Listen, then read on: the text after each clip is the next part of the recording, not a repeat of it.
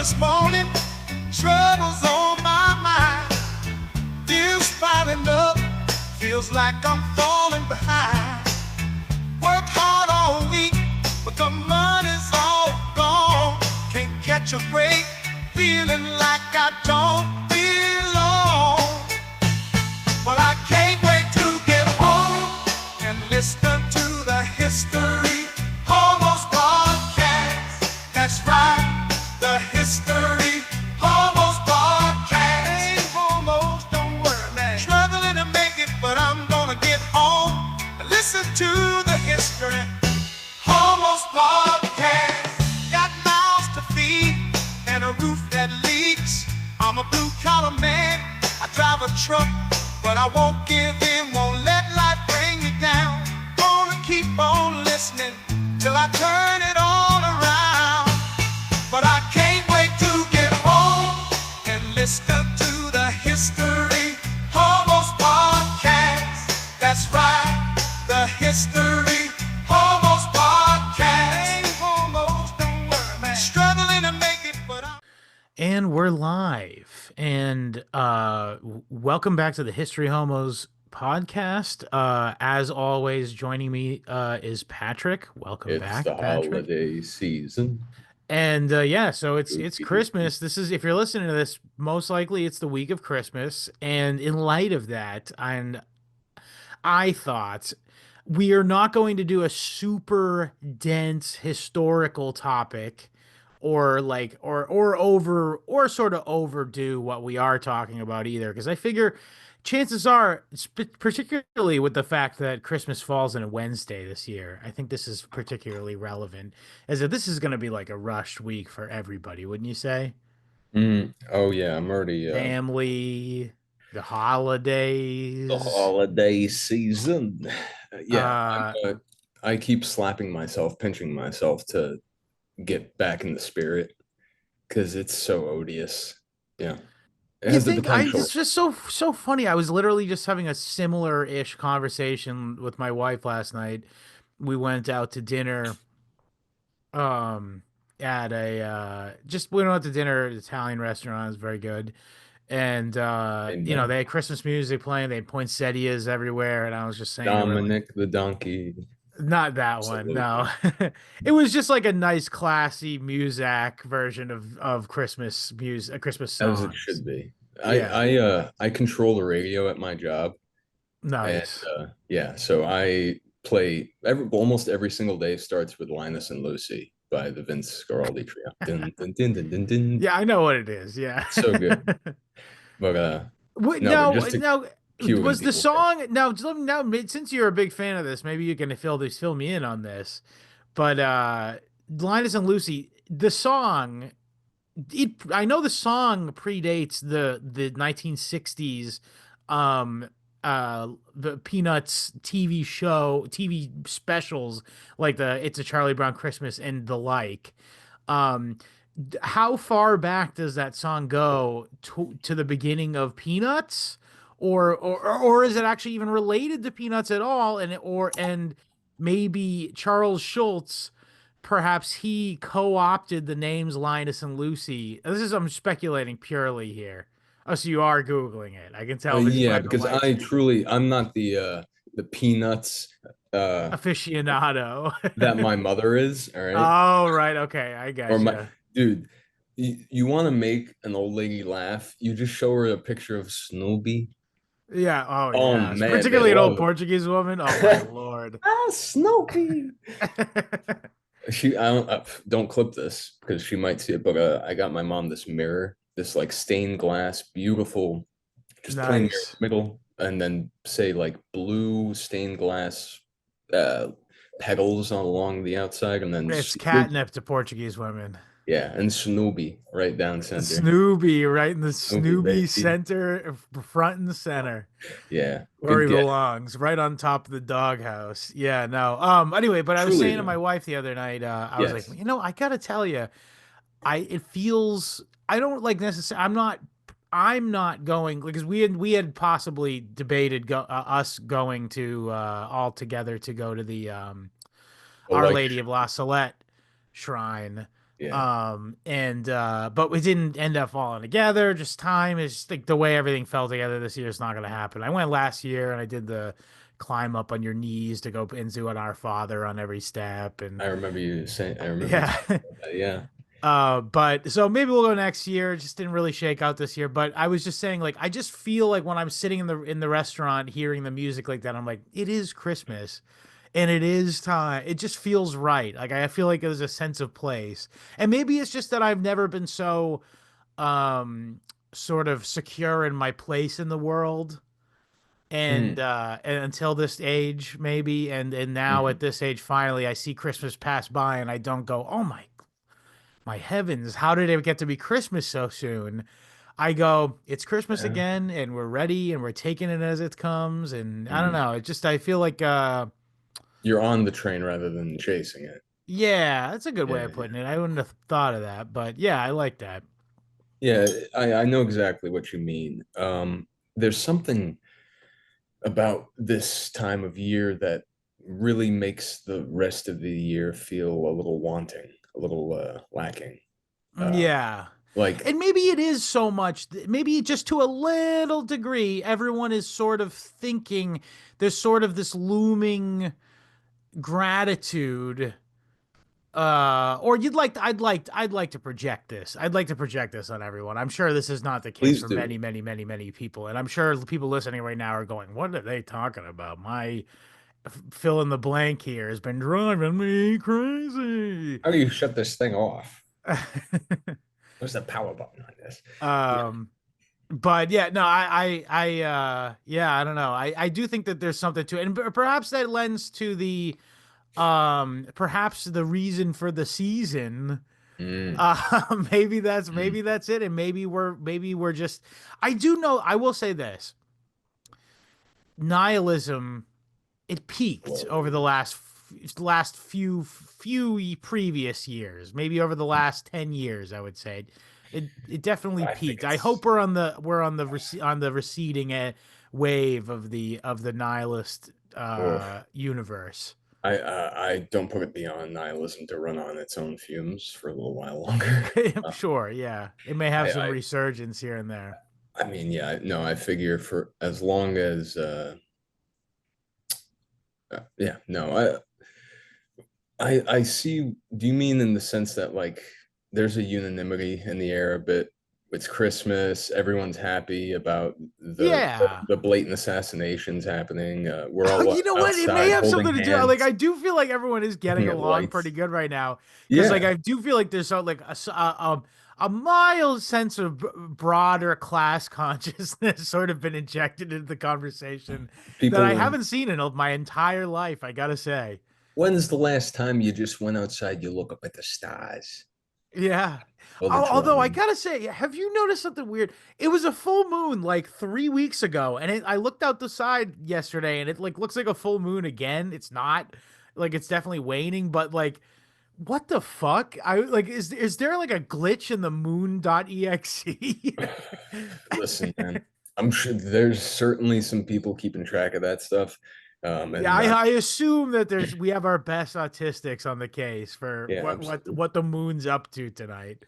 isn't that so comforting to know that there's just legions Some of guy whose autists? special interest is the moon. Yeah. Yeah, yeah, because you can sit there, you're the drones have flown away for the evening, and you're like, all right, now it's just the me and the moon. Oh, I wonder what the moon's like when I'm not looking. Let me check with the autists. Then you go check with the Yeah. autists, and then you find out, the You find moon's out they've got a GeoCities page. They still update. it's a soul sucking trap, and or something. Isn't that the that's I isn't don't that think it's a soul sucking trap, Patrick. That's very I know nihilistic of you, actually. no, it's horrible. It's just one of those crazy things people say on the internet. I haven't. I wouldn't go on the internet myself, but No, you're saying that the moon itself is a soul sucking trap. I've never yeah, heard it's this one no, before. yeah. Oh, you haven't? This is like No. some, you Is know, that is this like the Legend of Zelda or something? no, this is like Saturn Cabal, Gnostic, Okay. The uh, moon though? puppetry shit. Yeah, like the the I planets know the whole thing themselves about are the like Saturn is that the portals. top of it's got the fucking black cube on it, and there is indeed a Listen, storm on it that is cubular. cubular. But the What's moon strange is our is that friend. The moon is a according to the Asians, the moon is a bunny. You know that? all the Asians believe the moon is a bunny. Generally Is there? speaking, yeah, Oh are the shit. ones that were all under the influence of the China, the ones who have the lunar calendar. It's a big Ah, bunny's belly, and I'm not joking. that's Yeah, adorable. yeah. Yeah.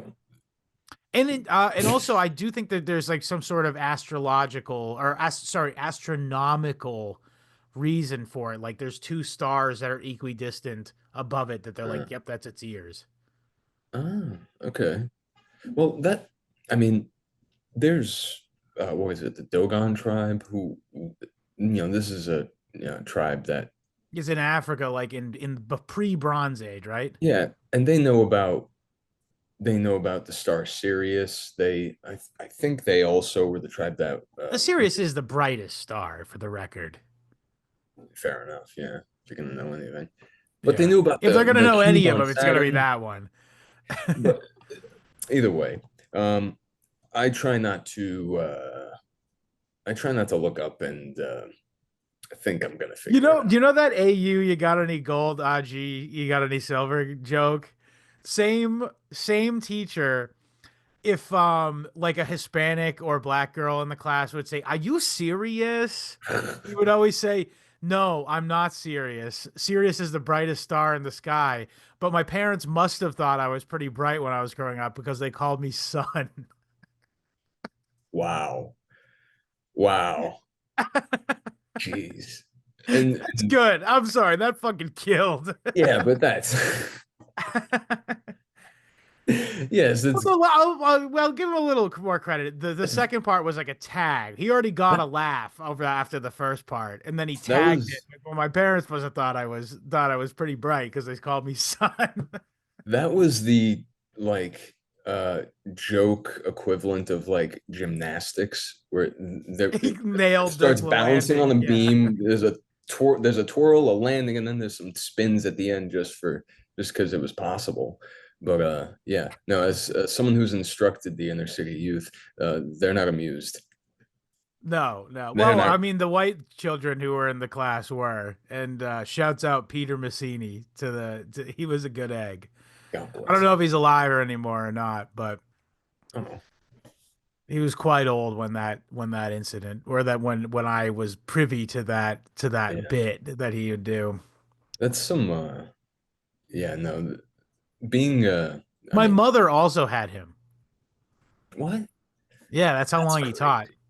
That's so weird. The idea of like someone being a teacher for so long that they Yeah, well, just he was like 20 when or like 24 when that was, but that's still. crazy. I mean, yeah, what a way to put yourself in the time and the place. Like being a teacher in the same school for so long that you literally see generations of families come through your classroom. Yeah, true. It really does. I mean, there's got to be something to it where you do feel less afloat. You feel more situated. You feel more like a part of something rather than, which is, how Christmas makes us feel all the time. True. How Okay, we're well, let's get supposed back to. to it. Yeah, No, I Christmas. mean, some people aren't No, having a great I'm Christmas. down. I think this is an But appropriate amount of preamble before we got into the matter at hand here, but yeah, Christmas. No, so we decided that this week I just sort of racked my brains again. I wanted to do like sort of a lighter, not in-depth topic for Christmas because like I said, you're probably going to be listening to this on the way to your mother-in-law's house, I'm going to guess. And Sure. tell her I said hello, by the way. And I just figured something nice, light, and fun. So we're gonna be talking about Saint Nicholas. Now, you might be asking, which Saint Nicholas? Are we talking about Santa Mm, Claus or the historical biblical, or not biblical, the historical slash Hagio. I can't help you with this one. I was gonna say like Um, hagiology is like when it's like a history of a saint, right? I have no idea. Hagiological, yeah, it should be hagiological figure. This might be Saint one of those words that I will know it if I see it, but I've never heard it said, so I probably said it hagiography. wrong. Hagiography is like Okay. a story, is like a biography of a saint. Oh, okay. Okay. Well, seeing, I mean, it's funny. Why'd you? I mean, yeah, I know why you picked St. Nicholas because now's It's the time. Christmas, yeah. But yeah, um, are there any I other didn't know saints? anything about him, to be honest. Oh no, of course I'd seen the meme where he punched Arius in the face, and we'll get to that too, by the Yeah, way. I don't want yes, to we will. I don't want to bury the lead here, but that is well, first of all, that's an apocryphal story. It's probably not true. And it Well, also isn't. I like to picture him. I like to think of Saint Nicholas, the saint, um, as being like more of like a peaceful guy. I don't want to think of him smacking Arius anyway. And the reality was Arius probably wasn't actually at the yeah. Council of Nicaea, Every by the way. every single time you hear this story told, there's a minor difference in details. So we can gather that we'll never really know the truth. But excuse me. I think what you could probably what's probably true is I don't know if we want to jump all the way to this, but I think it's a good I don't know if it's a fine place to start. If you know, the Council of Nicaea 325 AD, it was called by Emperor Constantine Constantine. Yep. as a him and the bishops 300 some wanted to suss out some of Codify the theology of Christianity, being that, and I believe that there was a political motivation to this in the sense that there was something of a schism within the even this early form of Christianity, and there was sort of two schools of thought as to what the theology of Christianity would be. And one is now referred to as Arianism, but it's really not a fair way to call it. Arius is this figure who sort of became the shorthand name for this sort of school of Mhm. theologies. Um, and basically, and by the way, I just got to get in front of this, is I find the entire thing quite pedantic. And I I would honestly, agree. and perhaps this is my latent Unitarianism coming Oh out, no. creeping out. No. But or I was christened Unitarian for the record. Um, By what? A it was a leggy with guy. a short hair? It Okay. was a guy. A And guy this with a was a long long hair. time ago, bear in mind, just so Fair you enough. know. There were libtards, but remember what libtards were in 1990, by the way. Oh yeah, they were fun. Different than they are now. Yes, much different. So don't get any funny ideas Listen, about all it. right. Under But my point is I do think that sort of I'm gonna get roasted for this, of course, because to various different sects of Christians, this distinction is very important to them for theological reasons, and it is like why they think one is righter over another one and stuff like that. And you guys can enjoy that debate all you like, but frankly, I don't find it very compelling. Um, Not uh-huh. compelling. That's not the right word. That's not the right word. I just think that I'm a big picture guy is basically what I'm trying to say. I okay. Do you want to get back to this when we actually get to the council and we can spread it all out? Well, I think we should do this first, actually, Okay. before we start. Or With what do you Saint think? Nick. I don't know. I think we should lead, follow Saint Nick to the council. All right, fine. We'll come back to Be- this then. because yeah, we could go a lot. We could dig into this forever and forget about the poor man. True. Because what you said something excellent. I don't even know what you said, but you wanted to talk about the nature of saints, the nature of sainthood. W- Yes. Yeah, that is an interesting thing because you sent me a video that was just time stamped right from one moment to the what you wanted me to see, and it was An this Eastern Orthodox, I think he yeah was Turkish priest, and he The was saying, Orthodox are big on Saint Nick. yeah, they of course, yeah. Well, again, the Saint Nicholas is like the patron saint of Russia, which is like arguably the largest Orthodox Christian nation in the world. Hmm. Um, and and this guy was saying basically, Saint Nicholas is so important because he was like one of the first people, and maybe this I also kind of gained this from some of the other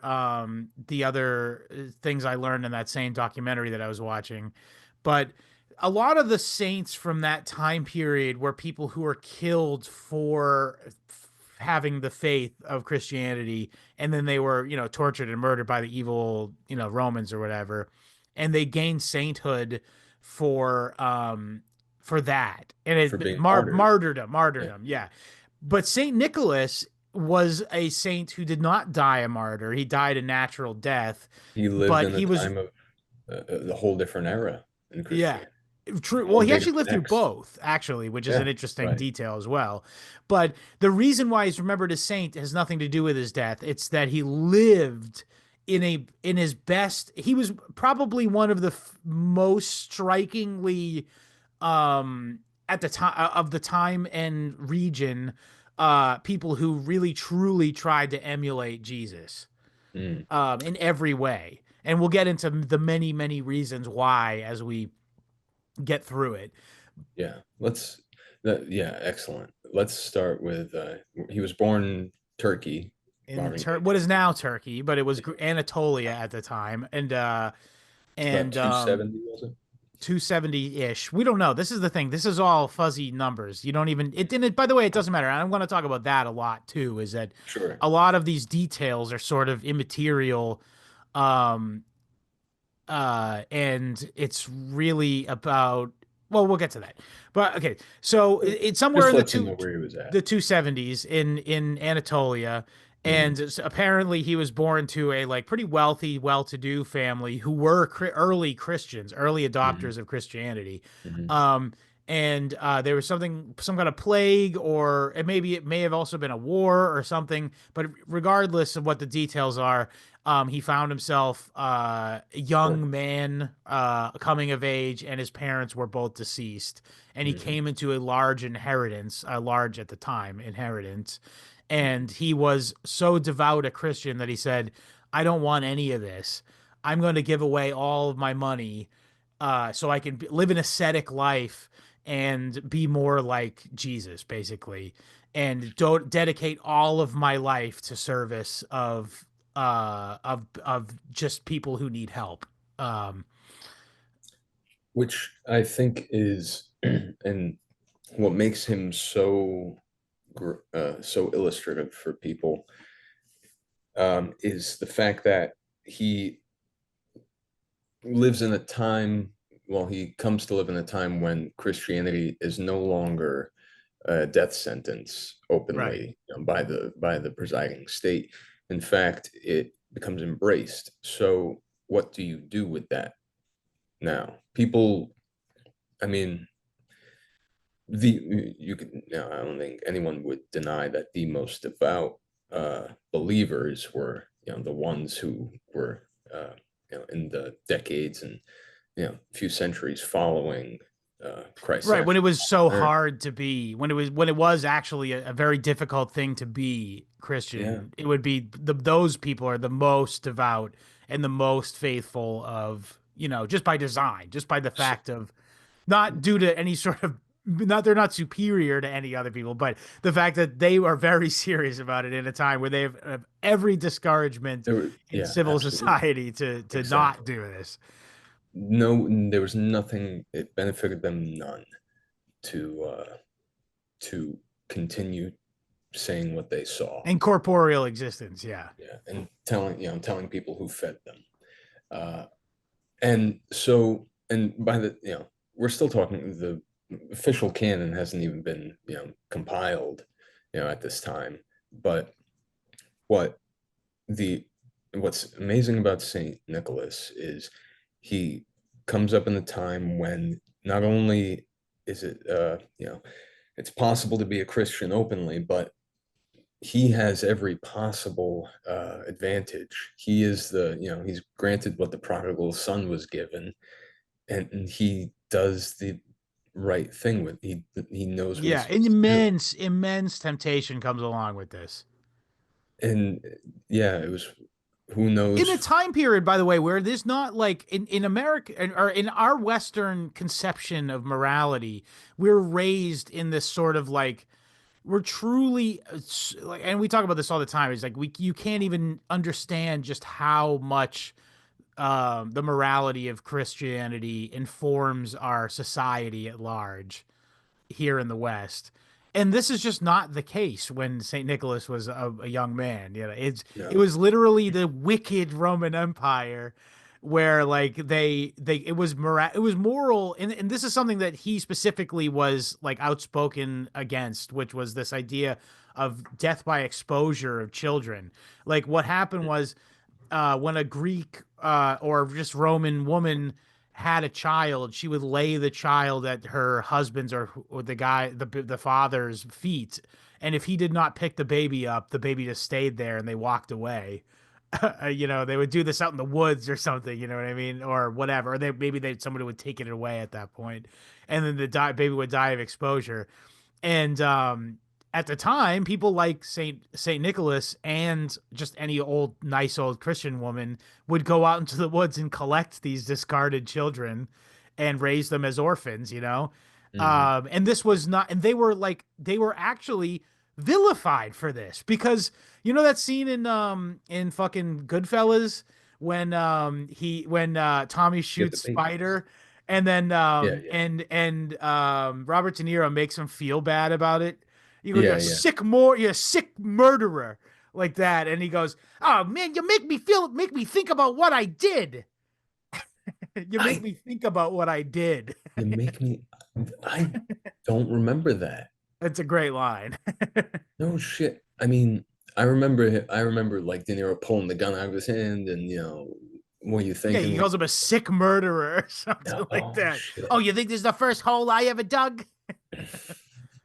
Oh, is it later when they're Oh, he out shoots digging? fucking Christopher in the Yeah, face. yeah. Yeah. And then Christopher falls on the Spider, I dog. mean. Um, Hey Tommy, why don't you go fuck yourself? All right, enough. I'm not just doing a fucking surprise. as a Fucking. freaking interior decorator. All right, all right. So But the anyway, so my point is, they point. made them think about what they done. So they were Oh, vilified for jeez. this. This was like a very major like social revolution if you think about it. You know what I I mean? Like I call this putting bats in my head. You're putting bats in my head, making me think about things. yeah, well, Yeah. this is a pretty big bat. I don't think you leave babies out to Yeah. die in the fucking wilderness, so I don't think Ah, you don't any this remind guy. me. You're putting bats Yeah. in my head.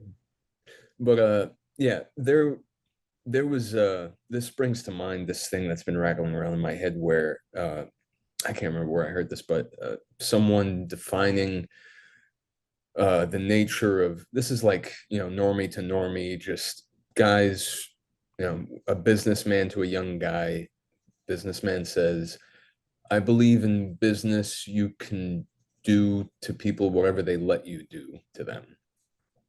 And that sentiment is pretty much what how the world was rolling up until that Oh monumental. yeah. Yeah. So Yes, very much. Yeah. whatever happened, everything was post hoc, just hand waving of, oh, that terrible thing happened to him. Probably he displeased Mars or Right. whatever, So we are in a totally different era where Saint Nicholas has never crossed. Sure, it crossed his mind, but it's funny. He was always referred to when he was a child as an old man because there was never. He had like probably had what do you call that when they get white hair? Alopecia? No, is that when the hair falls out? Yeah, Vitiligo. Probably had vitiligo. vitiligo, like like They Michael say he had Jackson. gray hair as a boy, as a little boy. No shit. Yeah, Okay. and maybe that's why they call him an old man. But And he was, that's what that is one of the like lore pieces of lore around him is that he had gray hair even as a little kid, and people were like, "Oh, he must be really wise." yeah, Which, yeah. well, it turned out to be. I mean, Well, so so what he did with all this money and property and all these estates, he put it into people's mouths, in the form of feeding them, yeah. just every And day, then this leads us to imitation like and his big story, which is this yeah. is the big story. This is like sort of the origin of the Santa Claus gift giving sort of tradition, Mm, which is the story of the man with the three daughters. So this mm. the story goes is that there was a man, and this is after this is when he first moved. This is when he moved to Lycia, or is this in Patara where he's from originally? I think it's in Patara where he's from originally.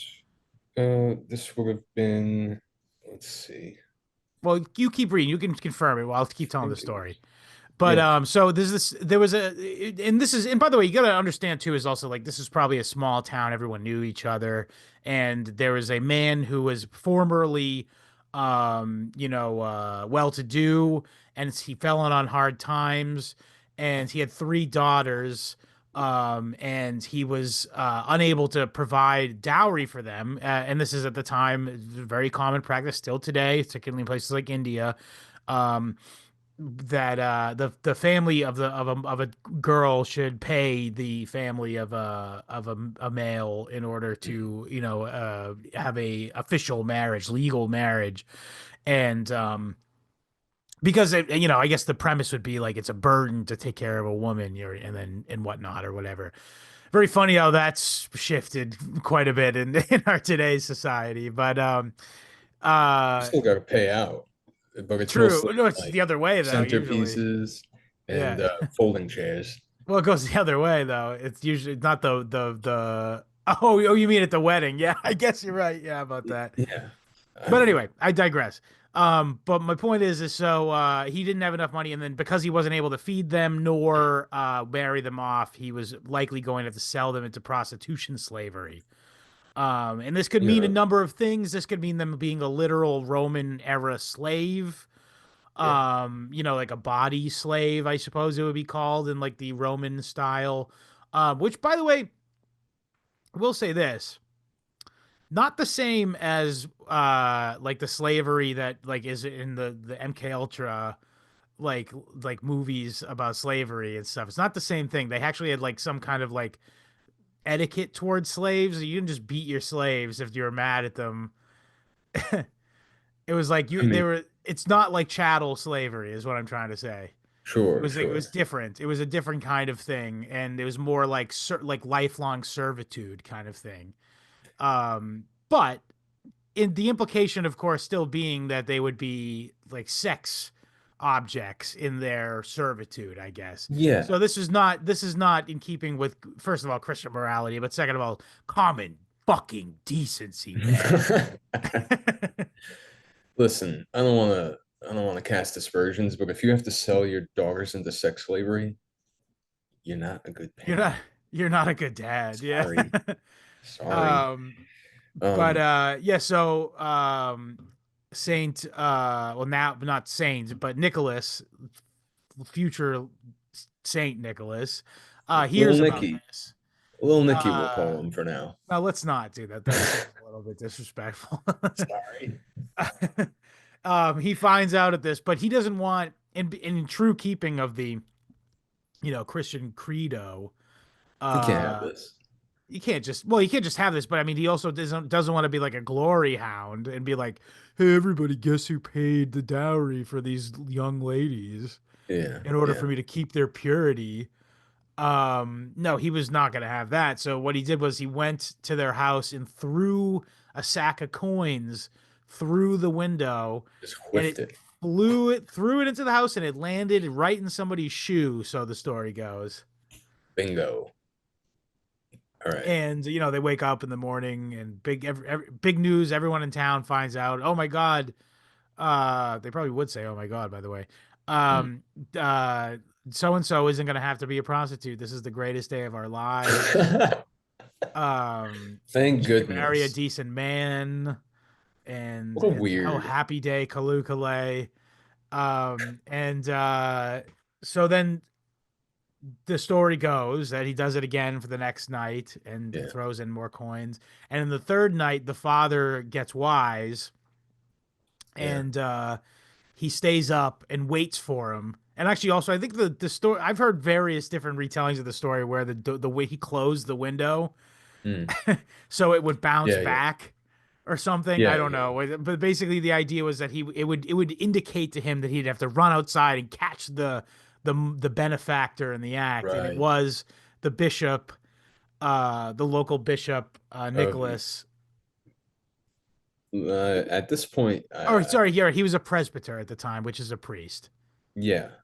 So he and that was in Lycia. It So wasn't Lacey. So this is where he's trying to establish himself after and leaving his hometown. so his uncle was the Bishop of Myra and Lycia, um, which yeah, I'm sure he wasn't getting paid double for that. No, I don't think it paid anything. Yeah. Man. Oh, You get so paid in afterlife, bro. dude, it's just so imagine like today's uh TV evangelist, money, money me now, money please, money me, Yeah. um just it's such a strange it's such a strange thing that people don't find anything odd about it. It's amazing Well, how they many. just haven't been particularly well informed as to what the true meaning of divinity and religion and faith is, I guess. When you see those videos of the pastor flying down on a It, wire and shit, and people are, then, by the way, can I just make the comparison, the direct comparison, that is a very Roman religion? oh Like it's dude, very consequentialist. It's like, oh, if you come to this church and you do these like made up by me yeah, like things, and you will be rich like me. And like I'm talking about that fortune yeah, gospel, or what do yeah, they call it? What is it called? prosperity gospel, Prosperity gospel. That's dude. right. Yeah. I mean, not as bad as the prosperity gospel, but when we're talking about because we will be getting to the Council of Nicaea, and we're going to be talking about the intricacies of theology, and where details matter, and this and that, or don't, or maybe don't, but there's something uh there's something about um with how do I put this? Shit. I think when people, I don't know. Okay. You ever been asked, are you born again? Have you been saved? Stuff like that. Not really. I don't engage with Okay. those people. I've been And a- that's I've not been like asked that's not it, you just have a very approach. You let people that. Oh, approach jeez. you. Let's be I'm, honest. sorry I'm dragging this out, but I'm trying to put this as delicately as possible. I think that not only is there like a multitude of different ways where people are already put off by Christianity, by default, based on whatever truth or likely bullshit that they are riffing on. Um, there's when you approach somebody who has like a fledgling interest in it, or a curiosity, or they're wanting to know, and maybe not know, but they're wanting to like understand what all these other people are talking about, this look that's in their eye. Obviously, when you see genuine you know Christians, they don't seem to, they don't have any sense of shame about it. And I don't mean that in a bad way either, of course not. They're not embarrassed, they're not shy about it, and I think that that's a beautiful thing. But when within 5 seconds you're asking somebody, are you born again, have you been saved, do you believe that Jesus is God, or is next to God, or is one less than God? What quicker way to just shuffle somebody, into the aisle and out the back door of, you Mm. know what I mean? I think that these these between the lines debates and I swear there's some verse in there about debating is, you're demeaning yourself, and don't do it. It's not worth it. I do sort of have like a answer to this, and it's just Yeah. like, you know how I often will talk about how like there's sort of this like I genuinely have now come to believe that like the philosophy of libertarianism is like sort of a low key psyop in order to like capture people who have the right kind of mind to appreciate it in its form, It's like and it network keeps them TV caught. Satanism. Sure. I mean, It's but my point is there's something about that layer of theological sort of intense study and like specificity that like mm, tickles the part of a certain kind of person's brain that will keep mm, them in. You know what I mm. mean? Whereas maybe Okay. they don't have like they have like a sort of analytical mind, and as opposed to like and so that's what it's kind of amazing that religion provides all these different things to different people. Well, um it's if it's the truth, it will do all have those. aspects of both, yes. It will have aspects of everything. It'll Yeah. have, it'll be the beginning and end to, all fields and all But when you questions. get into that like minutia about like is Jesus God, or is Jesus next to God, or is Jesus be begotten, does that mean he was a creation of God? You know, that's Mm, like that's the key. That's like the big debate in Arianism, by the mhm, way, is like mhm. the term begotten. It's like, well, what does that mean? Right. Does that mean he was birthed upon him, or does that mean, you know what I mean? We'll get to that Right. again later, but my point is like it's incredibly pedantic, Mhm. but there's a kind of person who that appeals to, that very Sure. specific thing, and then they Well, go, this is for yeah. me, and that means they're going to be saved, and that Oh, means they're going to no. have a good life. That means they're going to go to heaven, let's hope. I don't know if that's the Or password. it opens the door, it opens the door for them maybe being saved down the road. Me, yeah. Well, certainly does, because at least they're in the room, but on the path. But let me ask you, who's being pedantic? Arian? Arius? No, they're both. That's my point. I'd say it's Arius who's being pedantic. Yeah, he is. He is. But Yeah. also the other the like the You know, Nicene you, Creed is also pedantic.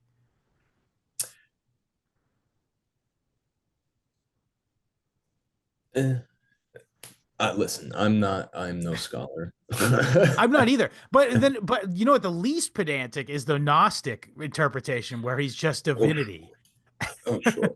That's the No, yeah. least pedantic. No, here's the thing. The way I've come to understand it, and the way that makes sense to me, is that Father, Son, and Holy Spirit are See, now we're all. not talking about St. Nicholas. We are ending up Yeah, no. talking See, about this yeah, this is fucking what I wanted to autistic avoid. bullshit. Yeah, this is that shit, man, that we isn't necessary, because um, Christ came to Earth to show us exactly how to do it. And this is going back to that thing that you sent me. God Well, then realized, let's jump back to the story of this. This is something I like. I had a little discussion please. with somebody. I brought up Saint Nicholas. This person's a very devout Catholic. Shouts out to him. Great guy. Nothing against him. Nothing against his perspective here. But I Mm, said to him, I said, "Isn't it interesting that it's three daughters, just like it's 3 days, just like it's the Trinity?"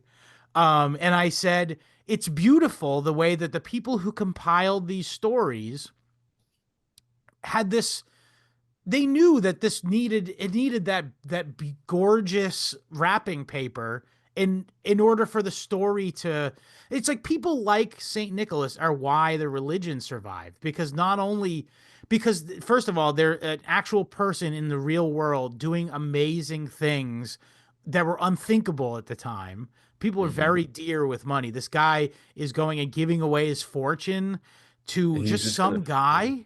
he'll just keep feeding people until he's broke, and Right. then That's amazing. That's an amazing, amazing thing. Now, so and then so anyway, this guy I was talking to about, he goes like, "Well, Scott, I mean, the Catholic Church teaches it was literally three daughters," and I was like, "All right, but it doesn't matter if it was one, three, or 50 daughters. Yeah. This is an amazing person, a real guy who lived in history. And the reason we remember it is because it has this beautiful poetry to it in that Mhm. it reflects the theology that it is a part of. Mhm. Um, and also the other thing is it's a part of storytelling in general. The rule of threes is something that goes back way before Jesus and the Yep. Trinity came around. Yeah. Although I mean, obviously the case, I mean, obviously the implication would be that it's always existed. But my point is Before that the book. before there was any there was any consciousness of it, this idea, and by the way, since too, this idea that three parts of a story are the perfect symmetry for a story Yeah. is it's eternal. And my Yeah. point is there maybe just a little bit the reason why we remember the story is because it has that beautiful symmetry. And in anything, in my opinion, anything that could help people learn this story and learn about what a selfless act that's taken place is great. I don't care if it's true or if it's slightly less than true, is what I'm trying to say. And by the way, Mhm. am I trying to say that no daughters were given money for dowry? Of course not. And like I said, one, three, or 50. Maybe it Mhm. was more. Maybe it was five. Here's the thing. Guess Would it what, make it any worse or better story? No. folks? Yeah. Let's not lose the truth trying to quibble over facts. All right. Yeah. Forget the facts. The fact probably is that he did it a bunch of times, but they weren't gonna tell every single story, so they wrapped it into one perfect. And I then would the say. other thing is that this comes back to what the nature of what a saint is that the other thing you got to remember is what does Gerard teach us? This entire era is a repudiation of the mythology that was created to cover barbarism in Hmm. the past. Hmm. And by creating, and perhaps, you know what the other thing is, we don't know because it was the Christians who sat down and wrote these stories down, but we don't know if maybe there was a similar pagan story that this was built on top of, or it's sort of repudiating and retold in a Christian sense. And by the way, I don't think that that necessarily is the case, but it wouldn't make it any better or worse of a story if it didn't. Um, so the thing is they needed to create, there's also this space for these figures in the collective imagination of these people, where the vile pagan deities that have been created to cover up the ritual sacrifices that were that were in humanity's recent past. Hmm. um it was a seriously necessary thing for people like Saint Nicholas to fill that space in people's collective imaginations, or not just imaginations, but in their collective consciousness, in the zeitgeist. um What it, what you're I think what you're getting at uh, goes back to that documentary you were watching you sent to me, where the priest said we imitate Saint Nicholas yeah, because he imitated Christ, right, and that is the important thing is the when the book was being put together, uh, all of these details, all of these numerological um, rhythms, and the you could features. literally you could literally, I mean, you honestly do have to uh, read a Bible with a concordium, side by side, so you can look at all the times that every time the word a snake or a sparrow or a straw or hay is used, and see the context in which it's being used, and see how the meanings echo, and this was a 500-year affair for a reason, because it was put together to be perfect. uh, as perfect as man could do it with God at his elbow.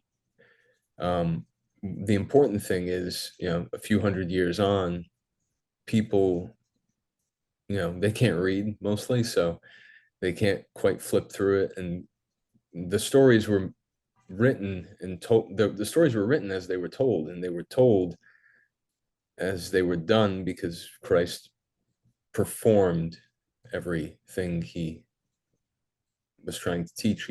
If you weren't going to be able to remember every detail of his sermons, you could at least remember, you know, The at action. any given moment what he would do. And it's Right. probably not the thing that you were thinking of doing, or Generally I not, was because thinking you're of, human. Yeah. forgive me, I was thinking of doing. So the important thing is not banging on tables and slapping people, apocryphically, whatever, Apocryphally. apocryphally. We don't know who he slapped or whatever, but or if he punched. Who gives a hoot? Because frankly, the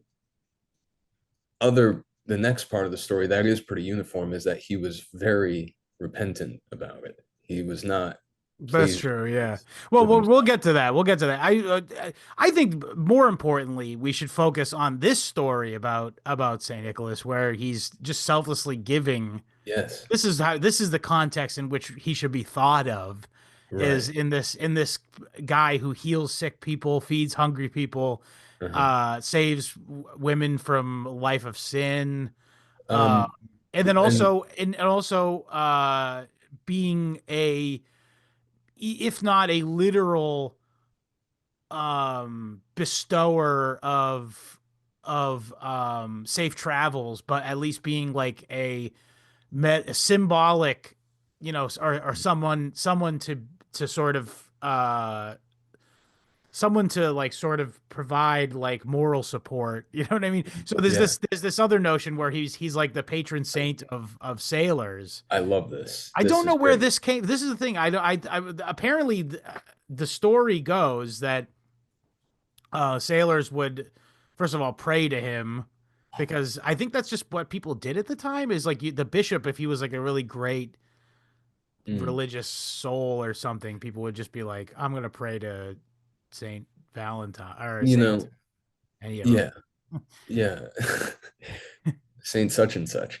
I Yeah, mean, any of them. there's Like, something, intercession is a thing, through Orthodoxy and through Catholicism. And, then when you get into the Protestant, are you saved types, then they start getting real, they don't like that, which I understand and I respect, because, as we're such a celebrity, sick culture, is that people can often, they're just like a blink of an eye away from like getting a, St. Nicholas, bedazzled T-shirt, or like sure, yeah, rhinestone, like, or like a tattoo of Saint Nicholas or yeah. something. Oh, there Yeah, you go, perfect. yeah. A much more actual, Yeah, that is bordering that once you actually that's it. literally put it on your skin, that's bordering on idolatrous. Yes, exactly, perfect. And Yes. by the way, the Protestant nutcases all do go, "Oh, saints in general is idolatrous. Yeah, wait, say. Saints in general is Oh, idolatrous." saints in general. They Okay, they yeah. they, they a lot of them think that. Fooey But to that, again, I the other thing say. is like this goes back to what I was saying before. Like what does Gerard teach us is that humans have these figures, these archetypical figures in our past. Mm, And I just don't think discarding them entirely is foolhardy. Just replace them with good people or replace them with mm, good archetypes. You know what I mean? sure. That's my stance on it. And if it's going to be anybody, it's going to be someone who is incredibly a really faith, driven person who did nothing but good things in their life, Yeah. I mean, there's a reason that there's so many, saint holidays for saints, and in the Christian calendar, because of course it's all about Christ, it's all about God, but that's those all of those people, that's what they made their lives about. And so we celebrate them as actual, living, breathing examples of it being done as close to on the mark as possible. So to fear our fellow man and our own selves and our own limited capacity for what admiration, um, that's stupid. We should have saints, we should have heroes, we shouldn't idolize anybody except, you know, it's not idolatry at that point. We know Yeah, I was that. gonna say except God. It's not Yeah. an idol at that point, though. But Um, but anyway, so then okay, yeah. There's one famous story about how about, and this is after he became the bishop of Mira. But the boat, the talking about boats, yeah. okay, There's good, good. several sort of similar stories, possibly two stories Yeah. where he not he. There was a bunch of sailors at sea in the Mediterranean Sea, and there was like a big storm, and they were all praying to possibly thinking of him, but definitely thinking of God, and saying like, "Please God, help me. I hope we survive this ship wreck." And supposedly a figure went up to the wheelhouse of the ship, and they were like, "Who is that?" Took the And wheel. Someone took the wheel. someone took the wheel. Someone literally took the wheel. And more importantly, over the storm stopped, but the wheel sim grabbing was somewhat symbolic, I think, because the storm is letting up is really what the key thing here is. But Right. anyways, they get back to shore. They come ashore at Mira, and they're walking around in the port, and then they're like, "Hey, who's that's the guy? That's the guy who took the wheel for us." And who was it? It was Saint Nicholas, the Bishop of Mira. Yeah. Who? Oh, So he shuffles it. that's the story. And again, the historicity of the story, mm, but the point is that Ah, he was the humbug. kind of person that the people on the ship, they thought of, that kind of guy who he was, that to them. He Mm-hmm. embodied that kind of peace in the world where they felt that he deserved the or they believed that was what he did. Yeah. I don't think he Well, took credit for it, but that's more of says more about his modesty than anything. sure. Now, yeah, and that is the thing is, the same as the dowry story. He was doing it so as to not be acknowledged for it because, that's not why we do things. But going back to him, you know, when everyone is resigned to death and fear and not taking the wheel, um, whether literally or spiritually or whatever, Saint Nicholas would have taken the wheel. It calls to mind the story of him uh, interrupting an execution I because was he just gonna come to knew. that one too. Yes, Yeah, please, yeah. great. So there was Because three the man, he's thieves Johnny or on the something. spot. Okay, Saint Nick, He is, he's yeah. there.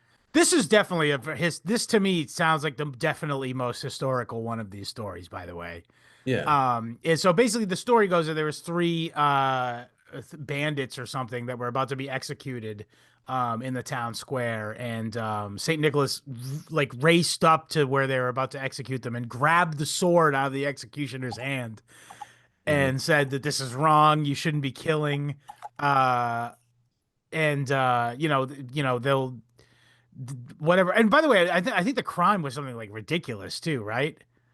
Something Um, not a real crime. I'm pretty sure, and I'd like to, if you, I don't know if you, for the visual audience, if they've seen this, painting of Saint Nicholas interrupting the execution.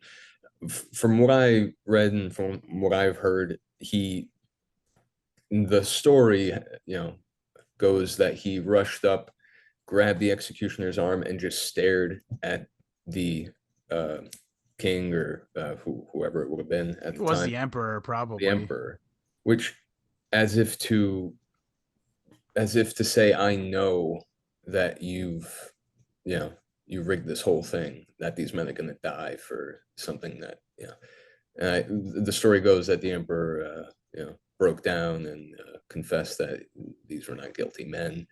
But if folks want to see quite the striking image, it's this painting of Saint Nicholas staying the Now I executioner's do. Now sword. this is very Gerard, by the way. I'm right here on Wikipedia, and I don't doubt that there's some truth to this. It says right here that most of the stories that we have about Saint Nicholas come from one tome called "The Life of Saint Nicholas." That is believed to rely on older written sources and oral traditions, but it says right here that the many of the stories closely resemble stories that are found in Life of Apollonius of Tyana. I'm No not kidding. kidding. Yeah.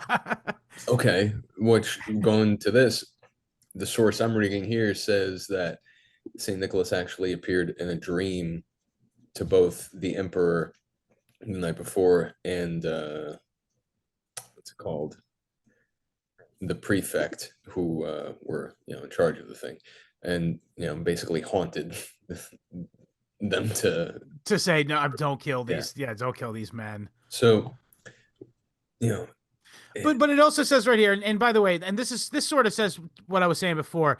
Like it says right here on Wikipedia, Christian storytellers were known to adapt older pagan legends and attribute them to Christian saints. And mm, as Apollonius' hometown of Tiana is not far from Myra, Lendering contends with this mostly most likely Jewish. Oh no, he's Dutch, so could be anything. Dutch historian says that he contends that many popular stories about Apollonius may have become attached to Saint Nicholas.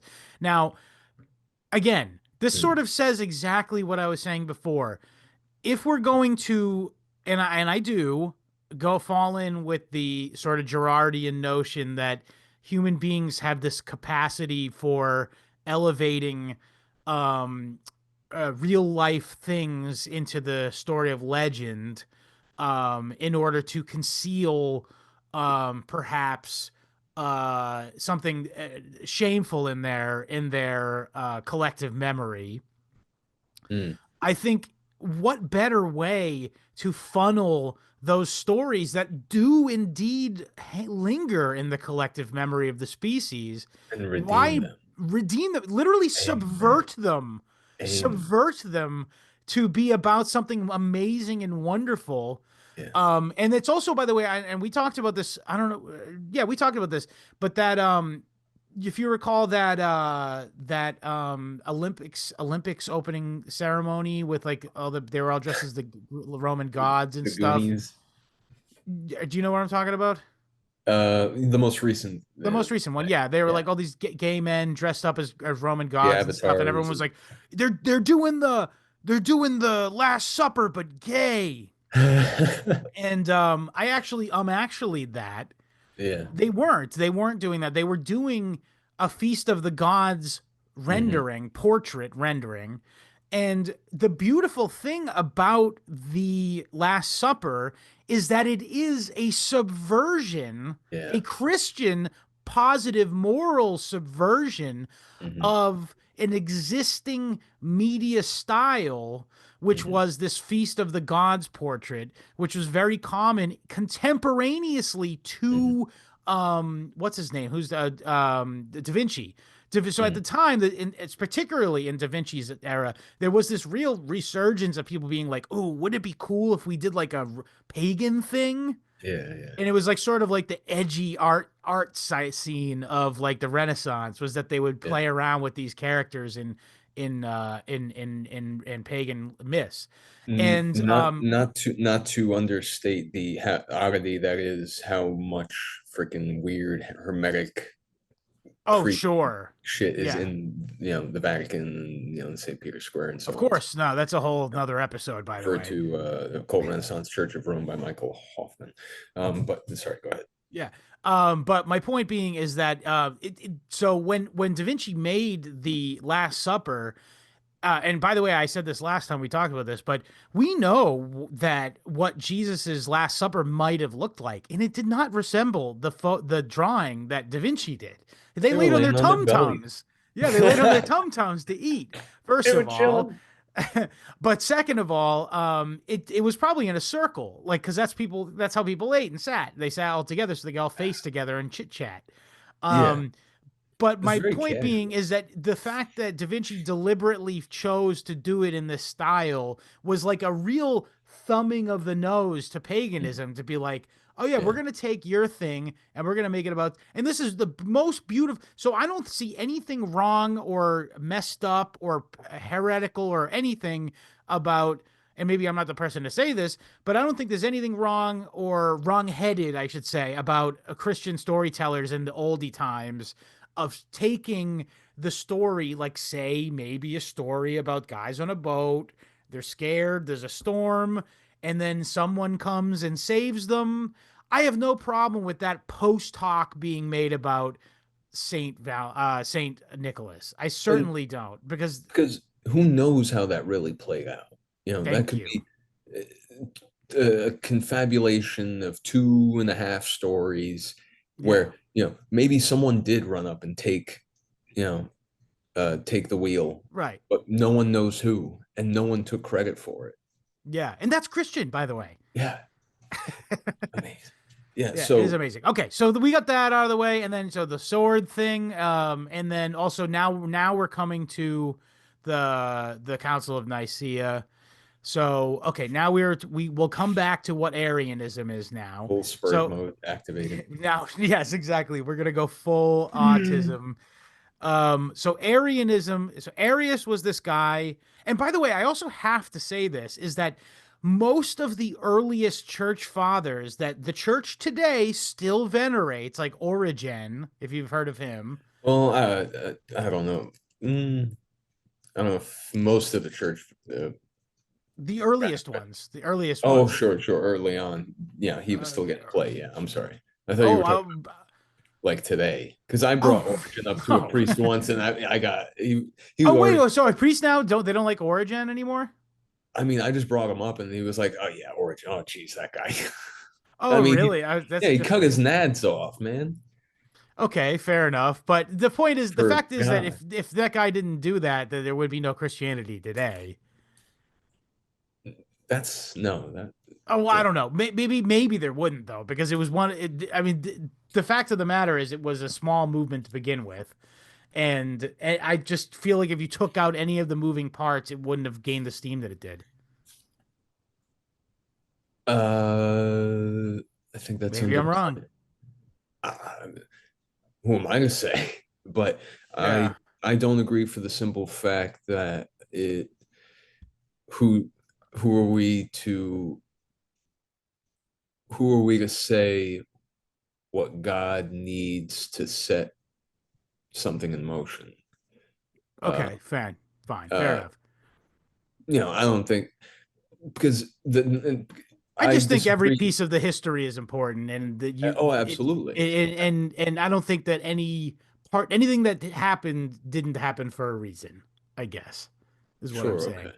I agree that it's all important. It's all worth discussing, all the the errors and otherwise. But um, there's there's something to how you say, um, like we were saying before. It doesn't matter how if these stories are factual, are they true?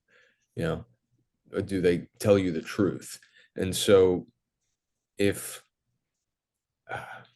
you know what I'm saying? Going, fast forwarding to, uh, now, I'd say, I think I lost the beat there. I don't know what you're trying to say. I'm genuinely trying to What were piece you it just talking together. about before that? Because I okay, but my point was is that Origen had a pretty similar conception of divinity that to Arius, and it was the yeah, fact of the okay, matter is that is that it was not like an uncommon or like heinous thing to go around thinking this for a long time. Sure. Okay. Um, but that's And the many thing. of the early church fathers are they had a similar conception of divinity as Arius did. And it was later that this sort of where the Trinity, the formulation of the Trinity came together. And that's not, I'm not trying to make any assumptions about that, what's one way or the Mm, other. Um, but this idea, there's sort of this meme idea of what Arianism now is, and it's like sort of become shorthand for all heresy. You know what I mean? yeah, yeah. Whereas it was actually a very valid interpretation for a long time within the various groups of people who identified as Christian in history. Right. And I don't think it was becoming a problem until it had been going on for a while, and there was beginning to be real divergences in the Right. I was just going way, to say this. I yeah. alluded to this earlier, but at the time, this was becoming now a political issue, is that people were now sort of acting politically based on what version of Christianity that they adhered to. Hmm. Kind of similar to Yeah. today, by the way. Uh, But okay, okay. uh, what I was going to say is, but the idea that so Constantine may not have had such a holy intention when he just called the Council of Nicaea. Oh, It's very sure. possible that he had a very expedient goal of being like, okay, let's put this in hard copy so we can Yeah. stop arguing about this and I can go back to being the emperor, even if I Mhm. am a holy emperor. You know what I mean? Yeah, Like yeah. going back to being the holy emperor and not dealing with you guys arguing over logistical whatever. So the Council of Nicaea is called. Allegedly, Arius is there. That is probably not the case. And like I said, Arius is kind of shorthand for this entire school of thought. Likely, it was probably the most nearby Arian bishop, probably Yeah. Arian-esque bishop, who Yeah. was the person who was there representing the whole school of thought. Yeah. Um, It was kind of broken up, and there were quite a few different factions, four or five, that had distinct ways of viewing the how you say, the relationship between Father, Son, and Holy Spirit. yeah. And Arian was just one, and it seems to be, and the only reason that we focus on Arianism, which frankly is kind of one of the least uh, forwardly damaging heresies in terms of how it can over Cause time you to act in life. Yeah. skew you in a way or another, in terms of how you rationalize the faith. Um, there were, I think we only talk about Arius still because somebody got slapped, and Yeah. people get this sick, stupid, uh, like thing we got one guys uh, feeling about it, and it's kind of silly. Um, there's Also, nothing. probably didn't happen. The story didn't come around Sure. until 1300s, Yeah. Okay. and this Yeah. happened in the fucking 300s. Wait, it took 1,000 years for somebody to. Yes, for the story to ever hit paper. Yeah. Oh, I slapped that guy. I beat the shit out of that guy, but Yeah. no one was there, and he didn't tell anyone. So well, I'm telling you now. But Um, still, the story goes that Saint Nicholas was the slapper, and yeah, um he and might have uh slapped somebody he may have at some slapped point. somebody, sure. And also, by the Who way, he knows? may have slapped somebody in like a pull it together, man, kind of way Yeah, too. yeah. By the way, I'm not Well, a ruling slap that is out not a either. punch. A I know slap it's is not. It was definitely, and by all of these stories, by the way, no one contends that this was like a violent assault. It was sort of like a pull yourself together, man, kind of thing, you know. yeah, which is kind Um, of hilarious in I that could it's not easily see an old, old wizened, clergyman sort of like getting in an giving a uproar. like a playful, that clip of I was just talking about this earlier tonight, it's so funny, that clip of Sean Connery talking to Barbara Walters like, sometimes you let a woman have the last word, That's but not enough for it's her. not enough for her. She keep going and she keep going, she keep going. And sometimes, yeah, I know the one. I can't call it Yeah. right to mind, Yeah, but oh, dude, but basically, just like a light, just like cut it out, man. Thing, yeah, I could easily see an old wizened man slapping lightly another old wizened man to I be like, mean, knock it off. yeah. So ultimately, the what we should more so focus on is the fact that this put this would have put Nicholas and Saint Nicholas in hot water because apparently there was a newly passed law that you can't slap anyone in the presence of the emperor. Yeah, again, this isn't one of those. This is like one of those like, did it happen stories, and or more importantly, is it a later addition to the story kind of thing? Mm, Like yeah, what we do know as a matter of absolute certainty is that the Council of Nicaea happened and Saint Nicholas was there and they decided on the Nicene Creed. Essentially, is the real yeah, definite this is what happened version yeah, of it. Now, anything else you want to add on to it is just flavor, but yeah. the story goes that he slapped somebody and then not Constantine himself, but like his keepers essentially were like, actually that's against the Uh, rules. You're not supposed to hit people in front Emperor, of the Emperor, he emperor. slapped somebody. Are you gonna do something about it? Shut up. There was this Jewish girl that I went to elementary school with, and she was in my class, and not me, but a guy I was kind of friends with, a kid I was kind of friends with, was like took a sip of water, and it just sometimes goes around the wrong down the wrong pipe and just like cough a bunch. Yeah. So that had happened to him, and he starts like taking a sip of water, and then he starts goes, and she went to the teacher. He's choking because she's so used to ratting that she could not talk to the teacher without sounding like she was telling. He's choking. She That's probably meant to say, he's choking, like, or he's choking. He's teacher, uh he's choking. But it came out like, he's choking. well, yeah, that is a strange kind of person, the kind of person who can't be anything other than A a rat. nuisance. Yeah, Or or a yeah. snitch. Well, A snitch, or better. yeah, like the kind of person who like they have Well, like that's the kind of person we're talking about who's like, didn't we have homework? oh yeah, dude.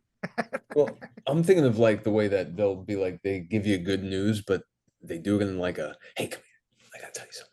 It's like what why? Why are We we in need the to talk. shadows? Why are we in the shadows? Or no, we Yeah. need to talk. I won the lottery. I won the lottery. Look at this guy. Ah. All right. I hope he's not a distraction. No, certainly not. I'll tell you this though. We if we were at the Council of Nicaea or if we were in any given crowd, I would sit my white ass down and listen. look, listen and learn. Um, yeah, dude. I don't think that there's anything helpful in quibbling with, especially in the presence of passersby, people who aren't actively in the faith or committed to it or believe it or compelled to it or whatever. It's not helpful to. It's really ugly. It's like airing dirty laundry to like bitch about theology in front of Mm. most people. You know, if that makes sense. Because like It's not good table manners to discuss yeah, argue about theology. I mean, you should definitely talk about the Bible as much as you like, but to put a bad taste in the air, when ultimately the reason you're all at the same table is because, God sent his only son to die for our sins. absolutely. And by the way, this must be said too, is that Arius, he thought of himself as an Orthodox Christian. Yeah. It's not That like was he the was like, notebook. I'm going to come up with my own form of Christianity where I'm God. That's what people think of when they hear Yeah. when they hear Arian heresy. When in fact, more likely than not, we are probably much certainly more More heretical than heretical in not. many ways than Than Arius not. ever was. Yeah. Sure. Certainly. So um I a good the lesson I take from all this is never be so sure about something you're willing to slap somebody about it. Mm, Uh there's nothing to be gained from that. And if you're arguing the faith, you're already doing it wrong. It's not about arguing, it's about welcoming. Yeah. yeah. And doing nice things for people who need help. Yeah. And But so on St. that Nicholas is like note, Liam Neeson when because Liam Neeson. Jesus, like, I have a certain set of skills saving your soul.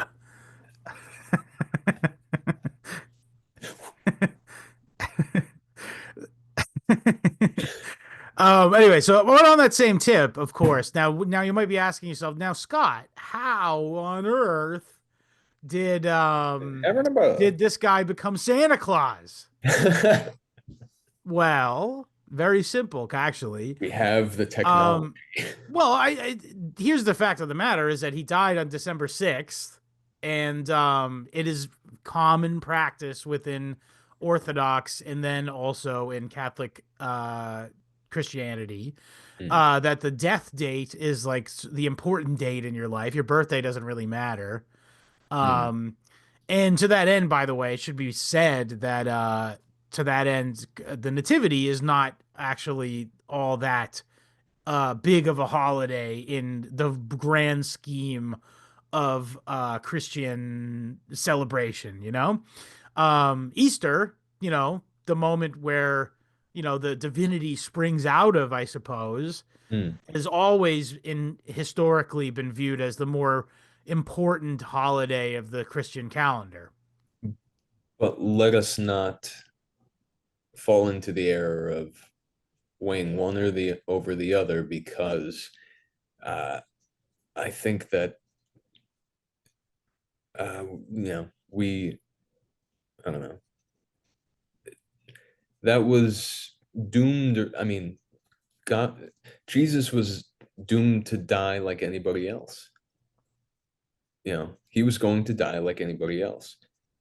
It didn't have to be that way. Mm. So, to hopefully Well, no let's one. look at it through a different lens. How about that? Yeah, Let's please, look at through the because lens I of the think we fact ought that to well, look at that the baby. reality is like these festivals that fall when they do, they go much further into human history than Christianity does. Um, Mm, and like it's springtime being the most the used to be the biggest festival of the year for many cultures, particularly European ones, which is why you could make the case that the Easter holiday is probably the most celebrated in Europe. okay, yeah, That's all I'm that saying. And then that checks also, out. the winter festival is not to be sneezed at, by the way. No, sure, yeah. But that makes sense that in the light of that, in Europe, in historical Europe, it would be less celebrated than the Easter holiday, Hmm. even when it Hmm. became Sure, Christmas, or yeah. once Christmas began being celebrated at that time of year. Now, You're also gonna go consider the visit fact, relatives in the middle of this 3 month long blizzard? No. well, it's not, well, actually, Yeah, Europe's right. much milder than America, just so you know. But Oh, good to know. I ain't got it. regardless of that, I was just gonna say is that there's definitely an air of we need to save some stuff in Sure, winter, sure. as opposed to in Fair. spring. It's like, let's go fucking nuts. Like Go we ahead, have the take whole two growing scoops. and eating season to go here. Everyone gets seconds. Yeah. So, but Eh, I mean, there's real logistical reasons why this happens too, as well, is what I'm Sure, trying to sure, say here. sure. But anyway, my point is that so there are many throughout European history and all the Near East areas where Christianity thrives. Um, these holidays are sort of these holidays have existed in history uh, prior to Christ, and then after Christ, these times of the years are demarcated by the various Christian holidays. Um, and but again, Christmas was not that big of a thing, and in fact, in Protestant Europe, it became like almost naughty to do Christmas because it's like your birthday's bad. I guess I don't know. It was just That's very Easter for them. Jehovah's. It It's is. very You think of that now. You think of that now, Quid pro.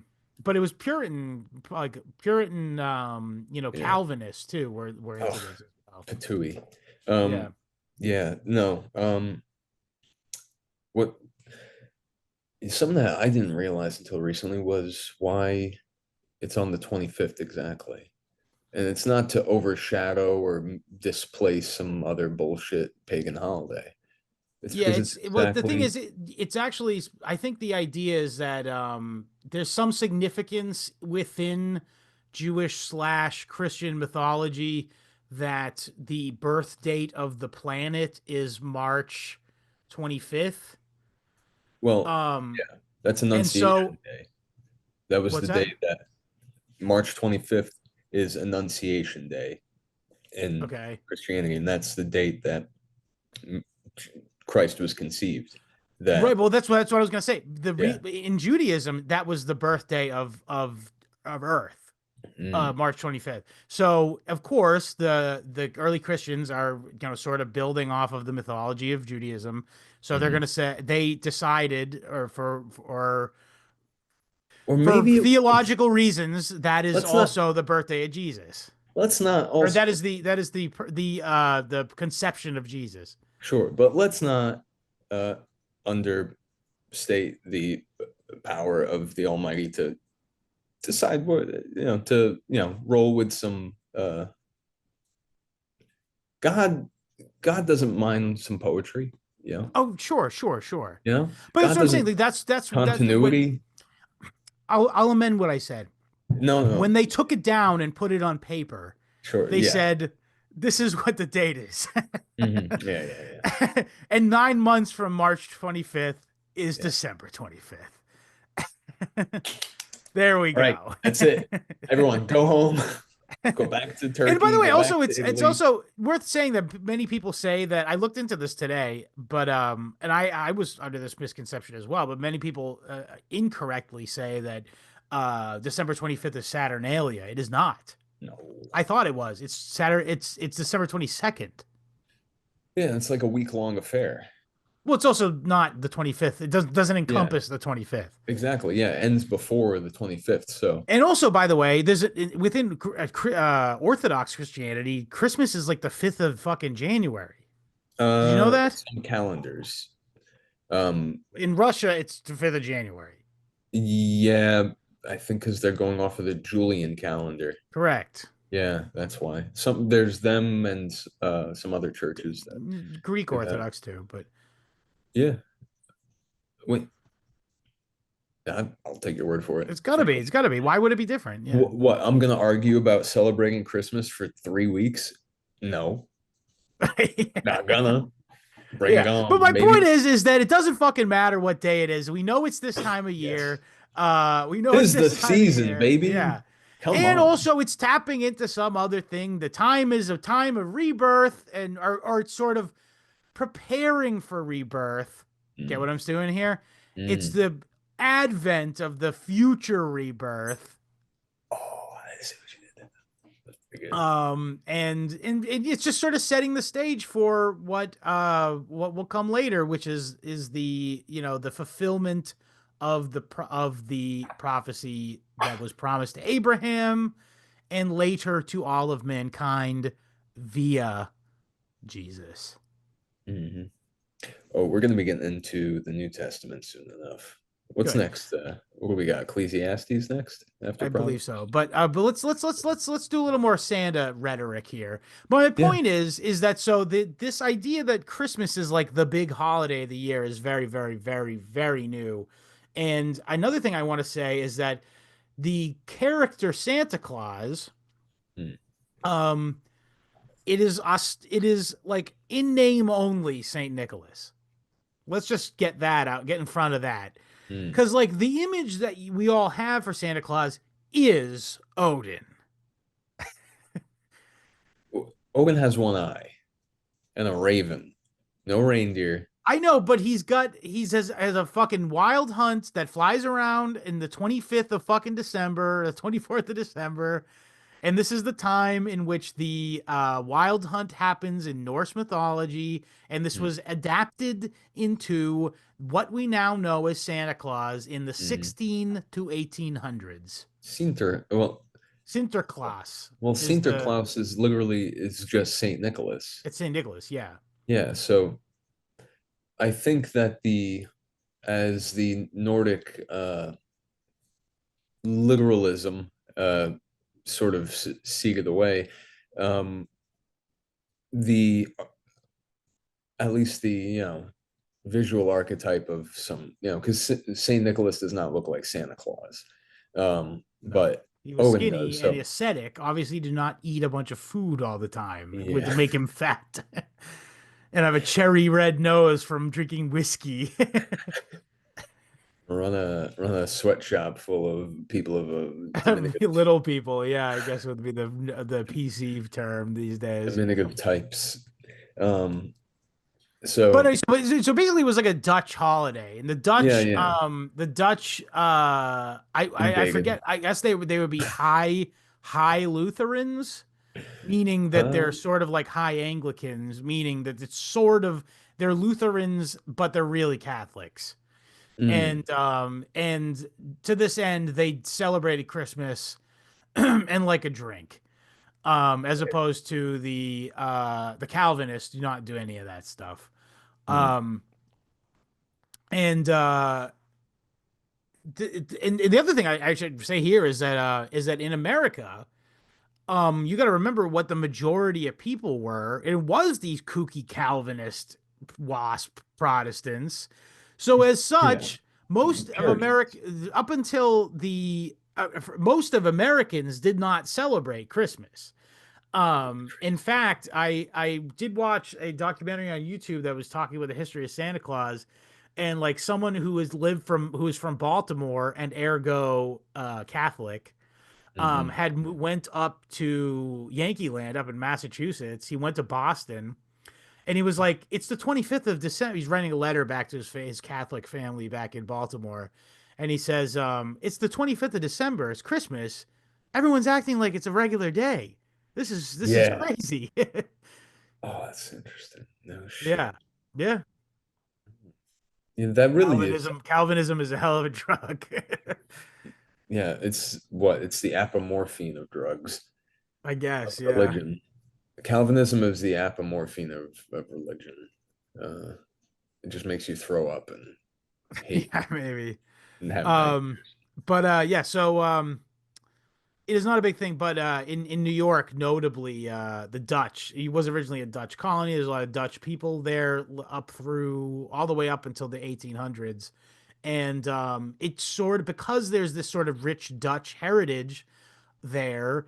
Mm, Sinterklaas sort of gained a foothold there in the cultural imagination hmm of New York, and even people who were not Dutch began to celebrate Christmas involving traditions around Sinterklaas. Now, hmm remember, I told you the story earlier about how St. Nicholas, the true historical St. Nicholas, threw money through the window and it landed in somebody's shoes. This became, through cultural sort of osmosis, mm, the story about putting presents or candy or coins in hmm socks. In fact, actually, there is like a middle step between this and the Santa Claus thing, which in most of Europe, in like Orthodox countries, on this feast of St. Nicholas, which is December 6th, Hmm. Parents will just put coins in their kids' shoes as being like, Hmm. I got you a little something for because it's St. Nicholas Day. Yeah. And there's money in your shoe. And this And sort of through cultural osmosis ended up being the story about how you're supposed to put your the presents in stockings by the fireplace. And in the 1800s, the character that we all picture for Santa Claus in a red suit um is created by oh geez. I had this guy's name. His name is Tom. No, hang on. Tom, uh, Dick, and Harry. Um, mm-mm-mm. The guy who invented Santa Claus, his name was Harper's Weekly magazine. Do Thomas. I said it was right. Thomas Nast, German Nast. American cartoonist. Um, E. and throughout the Civil War, and by the way, the Harper's Weekly is a New England magazine. Mm. And it was very political, and you will be dismayed to find out that Santa Claus was woke in his original incarnation. I'm not No, joking. no. Santa Claus was freeing the slaves Oh. in Harper's Monthly, Harper's What? Weekly, and he was also visiting with Union soldiers in the midst of the Civil War Huh. to support his to show his support for the North in the Civil War. Yes, I'm serious. Santa The Claus war was for woke in liberation. 1863. Um, interesting. So Santa Claus on paper was, Well, Santa Claus is a character. Santa Claus is not Saint Nick. yeah, and Santa Claus is not Sinterklaas. He's not, because that's Saint Nick. Mm. Saint Nicholas. Yeah, yeah. Sinterklaas is that. But in Harper's Weekly, they came up with the idea that he was from the North Pole. He's the red Mhm. suit. He's the Okay. big fat guy. Uh, He is being pulled by a sleigh. So all okay. these little sort of artifacts of identity that were sort of floating around in the cultural cosmic unconscious of of Santa Claus lore We're were all finally sticking. codified into this very distinct concrete image that we all have for Santa Claus, and thus Santa Claus was born. This is where this after this is the I don't remember what the guy who's what his name is, but oh wait, actually it might be right here. Oh, so it was actually earlier than this. The other many of these so he had come up with this the real like thing that made the character Santa Claus so famous was this poem A Visit from Saint Nicholas, which is now today known as "Twas the Night Before Christmas." Mm. That's Okay. and it came out in 1821 Oh. in New York. And supposedly it was a guy named Clement Clark Moore. Mm. Uh and Oh, and that's why they leave clementines, right? maybe. Because his name is Clement, No, right? I don't think so. I think No. they left sugar plums dancing in their head. Oh, gee. You ever have a Turkish delight? You ever Bro, eat I that? have Turkish lights at my house. Did you like not see them in sub did you see them when you're in my house and you subconsciously go like I'm tucking that in my head to ask Scott later if he's had a Turkish delight? I was waiting for you to offer, sir. Well, there's And one in there.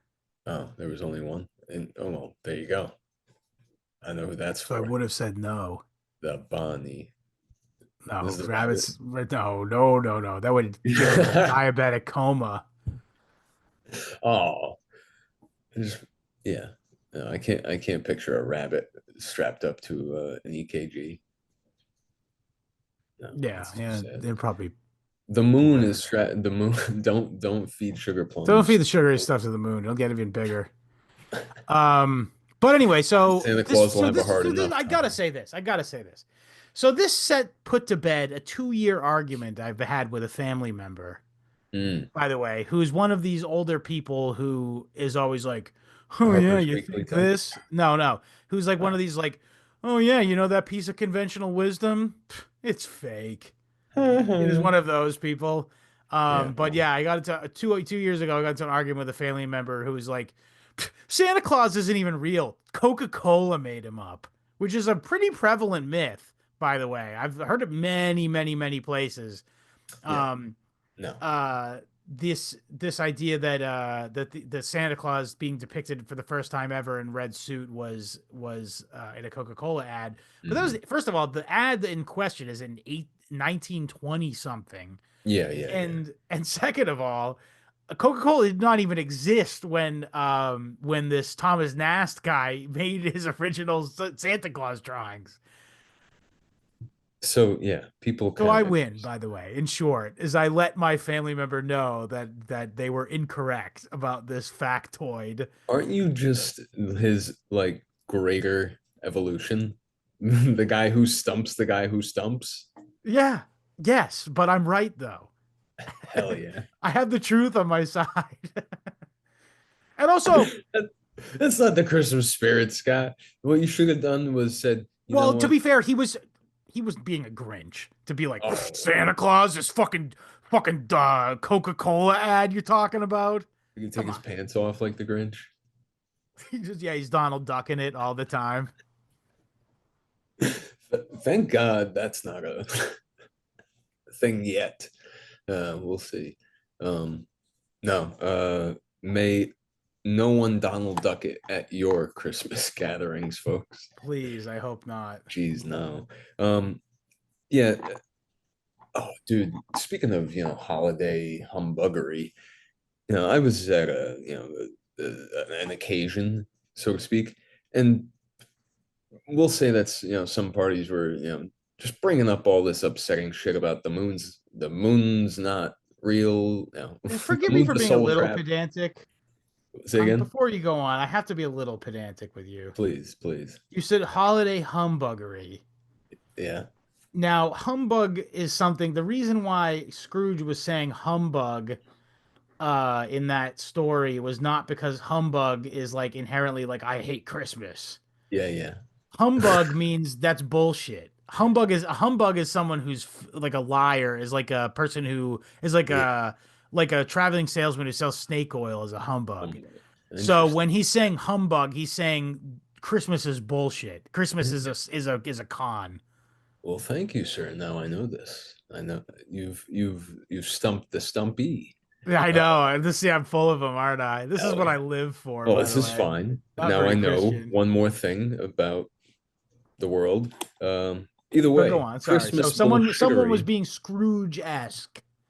No, not even that. It's just like I'm at a point where I don't think it's in good taste to like bring up like shit like this at public occasions where people are kind of trapped at the table that they are sat at, and Yeah. people are just dominating conversation about, mostly I was annoyed because they were talking about the moon landing is what is bullshit.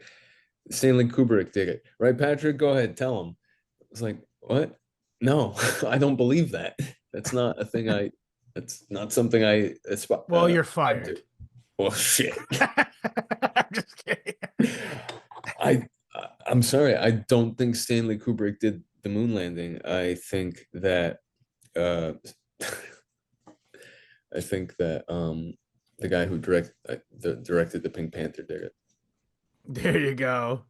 It, That now you're thinking with portals. who was it? Let me tell you. I'll tell you right now. Peter Sellers? I don't. Did he direct it? I was gonna say Peter Sellers, but I don't think he directed it. Either way, that's This a is a movie that I fact. grew up on. Yeah, The I never original. liked them, to be honest. I thought it was too dry and Oh yeah, in retrospect, I don't know what the hell I was doing. Blake Edwards directed the moon landing. do Portuguese people like the Pink Panther movies? I know Yeah, another Portuguese guy likes the Pink Panther they like movies. the Portuguese people love Mr. Bean. Who doesn't love Mr. Bean? Well, fair enough. Yeah. If you have a pulse in your veins, you Yeah, love. yeah. I don't want to know if you don't love Mr. Bean. But But anyway, I think you we what was no up? wait. All right, What? Mr. Bean or Pee Wee Herman? I know your answer. Who is it? Who This is wins? not a Yeah. no, no, no, no, no, no, no, no. There's no either ors. This is a What? false choice you're giving They me meet. here. I'm not giving One you a talks and one like doesn't. They're not even analogous. The only they thing that's meet similar about them is they dress kind of similar and they both wear gray suits. That's the they only thing meet in similar a about them. dark alleyway, and Pee Wee This would is never back happen. They there. don't even exist in the same universe. They don't even live in the same. Either even fictionally, they don't live in the Scott, same place. One is from Scott, England and one is from America. Scott, where's your Christmas spirit? Oh, I'm sorry. I must have missed the Christmas implications of Mr. Bean versus Pee Wee Herman. My All right, favorite Christmas debate. I'm sorry. You know what? That's a stupider question than is Die Hard a Christmas movie? Fine. Actually, no, I don't think it is. I think it, No, no, that is a stupid question. But yeah, no, but I no, think but it's a but hang on. who wins I in a want to get fight, this Mr. off my Bean. chest. I want to get this off my chest. This has nothing to do with what we were talking about at all, but I have to get this off my chest. Hypotheticals Mm, slash would you rather's don't. are literally pill pull. They are Jewish. Pull, pull. They're Talmudic discussions that do not need to happen. And if you are wasting your time having a theoretical, hypothetical, would you rather type conversation, you may as well be discussing pee pee versus poo poo. What if it's for the goof? Now you're getting into scatological humor. Now you're No. getting into. What? I'm All just I can saying, think of is you remember that. How much Michael Malice have you consumed like recently or in general in lifetime? I'm sure you've Eh, heard this anecdote he's told before, where he goes, I was hanging out with this guy, this really handsome rich white guy, Wasp, and I asked him, "Would you rather like eat shit or be really morbidly obese?"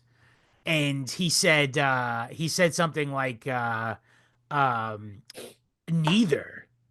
Or in fact, I'll do the impression he did. He said, "Neither. Give yes. me some Okay. good options." Um, Honestly, But here's the thing, that guy's right. yes. Why on earth should I Yeah. ever answer the question, would I rather eat poo poo or be morbidly obese? Well, I don't remember what the exact question was. But the point is like, I'm not playing your gay little Jewish games. Yeah, and by the guy not deigning to answer, And he had this is he's the thing. the idiot. Malice was like so like so beside himself that this guy wouldn't play along with his little scatological thought experiment. He's stomping his feet, but no one can hear it. Yeah, because he weighs nothing because he's tiny. Um, I got tight feet when I say it's yeah. Listen, I enjoy a good would you rather if it allows you to practice some Just humor. engaging it with it is you're agreeing to a Jew's terms. Jeez, cool. Jeez, Louise. All right, Scott, No. would you rather have a nice charcuterie set up, some nice soft cheeses, hard cheeses, crackers, fresh breads, maybe a focaccia, maybe a sourdough, or you thinking pho, a little nice Vietnamese soup? How's that for a hypothetical, you son of a bitch? Patrick, Yeah, guess what? what? I don't ever have to make that decision. You can have, you can have both. I could well, not literally have both, but one day I'll have one and another day I'll have another. That's the beauty of it. I don't have to choose. Good for you. Good for you. You don't agree to the terms and you're sticking to it. Fair enough. Amen. But yeah. How we get on this? Hypotheticals, I don't like them. Uh, They're pill pull. what is pill pull? I've heard Pill this. pull is when two rabbis argue about the Talmudic rulings of something. Oh, interesting. Okay. And pill pull, I think it's you're tearing apart a concept is Mm, like the Hebrew verb in play. It's mm, tearing the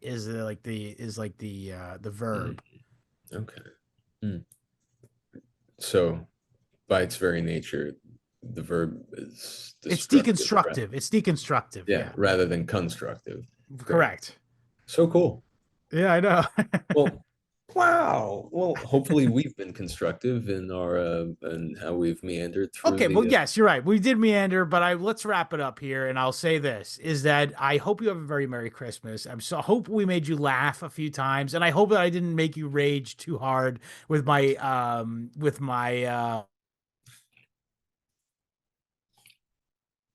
and hopefully, you good folks at home can be so kind as to, bear with us through this um sort of lackadaisical and yeah, keep going. technological. I Uh, didn't have any technological issues on my end. Keep going. no kidding, that was all me. Oh, I'm Yeah, sorry. I go just ahead. As you broke. were. Well, you froze for about 10 seconds on my end, and so You don't have to pull the curtain about that far back, Patrick. well, I am happy to know that you good folks are out there listening, and hopefully might have gotten a thing or two to chew on tonight. Something to think about, the lives of the saints. Um, whether or not you're, you know, it's our we're here to be as good as we can possibly be. But don't limit yourself by any means. Um, to You be should reflect on what the meaning of what the reason for the season is, and remember that ultimately, um, the holiday is about the door being opened mm, to you understanding that the most important thing you can do in your life is to be a good person and love your neighbor as you would your brother and also help in this time of year more than ever, not just because of the religious implications, but simply because in most of the places where this is being consumed, it is wintertime and people often have trouble keeping warm in the winter and stuff like that. So now more than ever, it's important that you open your heart and your home to people who are in your life that might need even just someone to talk to. amen. Yes, sir. And it's Yeah, about family too, to a lesser degree. And I think being a good person begins in the home, I guess you would say. You could say. So it's important to reflect on what your gratitude and make sure that you're not losing sight of being a good family member. And I don't want to see like being nice because nice and kind are different. mm, And but also and I don't want I kind of do want to divorce it from like the traditionally commercialistic like give to people thing. mm. But and then this is another thing on that same tip is like maybe a lot of people, probably me included, have used the fact that they bought something nice for someone one year to be a cunt to them. You So give and you don't get. fall into that pitfall, is what I'm trying to Yeah. say. Yeah, folks, by no means are we the epitomes of charity and graciousness, but we you know we know where to point to. And it's very easy.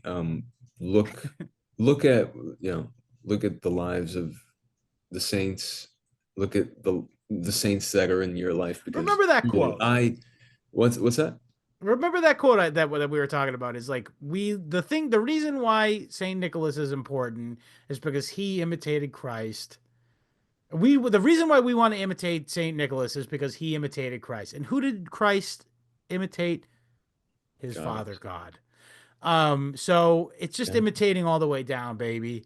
But you just got Yeah. to pick the right people to imitate. And Positive reciprocity. Do not return uh, do not return evil with the like. Do not acknowledge it at all if you can help it.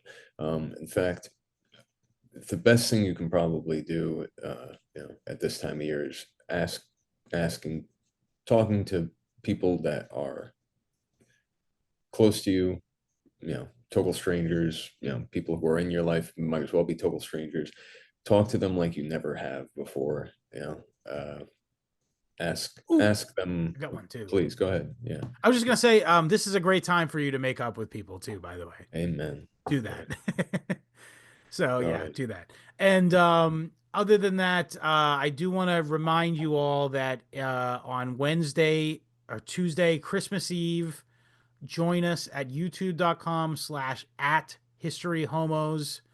And we're going to be doing the Christmas live stream. I think maybe this weekend I'll just quickly pop on and go, hi, everybody. This is me doing a test thing, whatever. Keep an eye on that. This actually, if you're listening to this, it's after that. But regardless, join us for Christmas Eve live stream. It's going to be a lot of fun. I'll have had a bunch of people come, and also some of you will be able to join into the group chat. Join into the conversation through the group chat. So if you want to be apprised of what, when, and where it's happening, t.me/historyhomos, t.me/historyhomos chat. Get in there. But the show itself, www.historyhomos.com is where you find the RSS feed. You can also find us on iTunes, Spotify, Odyssey, BitChute, Rockfin, Rumble, and most importantly, Substack.com, historyhomospod.substack.com for the video version of the show. And also, if you want to see more of the show, you can get bonus content there weekly. That's historyhomospod.substack.com. Link in the description.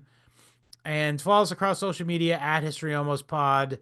And email me any questions, comments, or concerns, or if you want to buy a t-shirt, send me your size and address at historyhomos@gmail.com. Patrick, is there anything you'd like to say before we say Merry Christmas? Feliz Navidad. Merry Feliz Christmas, Navidad. homos.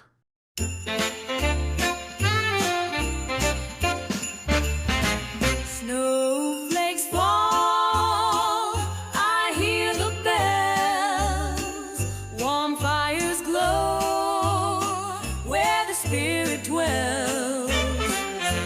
Memories dance like lights on a tree, of a kind old man who believed in me.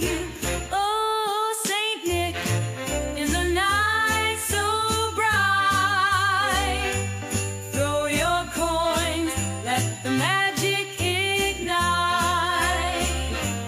Through the window, hear them chime, a little bit of hope, one sweet dime. Once upon a time, in a town not far, lived a poor man with dreams in a jar. Three little girls with hearts full of grace. He needed a miracle to find them a place. Oh, Saint Nick, in the night so bright, throw your coins, let the magic ignite. Through the window, hear them chime, a little bit of hope, one sweet dime. I remember the stories my grandma told of a secret savior with the heart of gold. Late at night when the world was still, he scattered joy with an altruistic thrill. In their shoes, the coins would lay, a simple gesture to brighten their day. With every ring of the sleigh bell sound, a piece of love in the lost and found.